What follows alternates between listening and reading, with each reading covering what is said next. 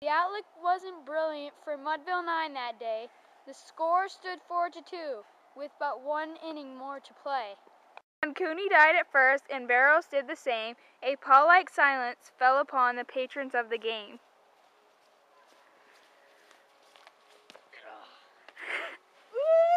Few got up to go in deep despair. The rest clung to that hope which springs eternal in the human breast.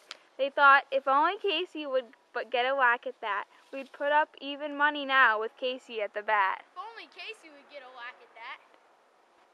Flynn preceded Casey, as did also Jimmy Blake, and the former was a hoodoo, while the latter was a cake. So upon that stricken multitude, grim melancholy sat, for there seemed but little chance of Casey getting to the bat. Flynn let drive a single to the wonderment of all, and Blake, the much despised, tore the cover off the ball. Oh my God! Flynn let drive a single to the wonderment of all, and Blake, the much despised, tore the cover off the ball.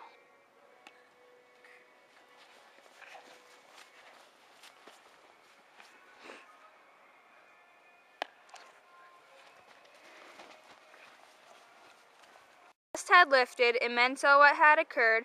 There was Jimmy safe at second, and Flint a huggin' third. From 5,000 throats and more there rose a lusty yell. It rumbled through the valley, it rattled in the dell. Bounded through on the mountain and recoiled upon the flat. For Casey, mighty Casey, was advancing to the bat. There was ease in Casey's manner as he stepped into his place. There was pride in Casey's bearing, and a smile lit his face. Yeah, Casey, let's go! Woo! And when, responding to the cheers, he lightly doffed his hat, no stranger in the crowd could doubt 'twas Casey at the bat. 10,000 eyes were on him as he rubbed his hands with dirt. 5,000 tongues applauded when he wiped them on his shirt. Yeah! Woo! While the writhing pitcher ground the ball into his hip, defiance flashed in Casey's eye, a sneer curled Casey's lip.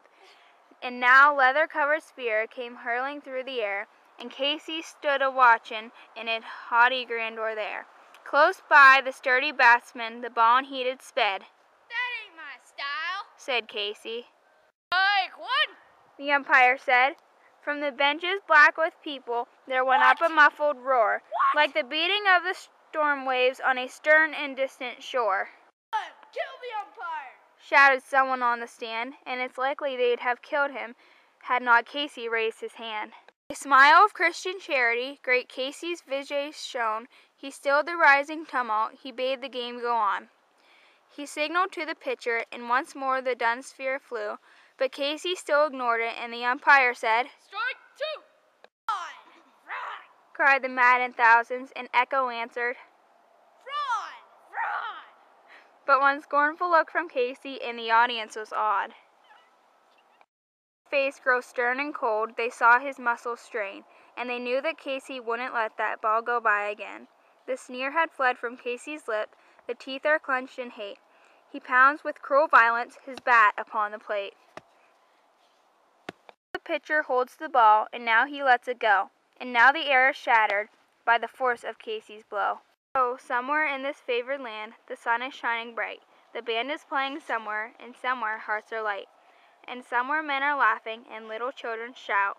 But there is no joy in Mudville. Mighty Casey has struck out.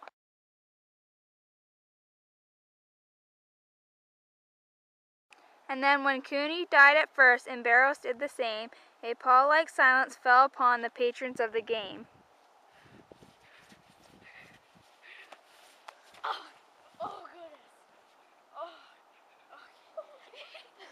Okay, cut it. Maybe we should go away from the Antonucci. Straggling few got up to go in deep despair. The rest clung to that hope which springs eternal in the human breast. They thought, if only Casey could get away.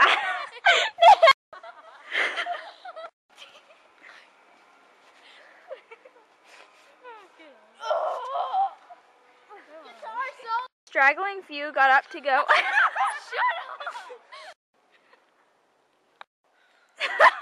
Straggling few got up to go in deep despair. A straggling few got up to go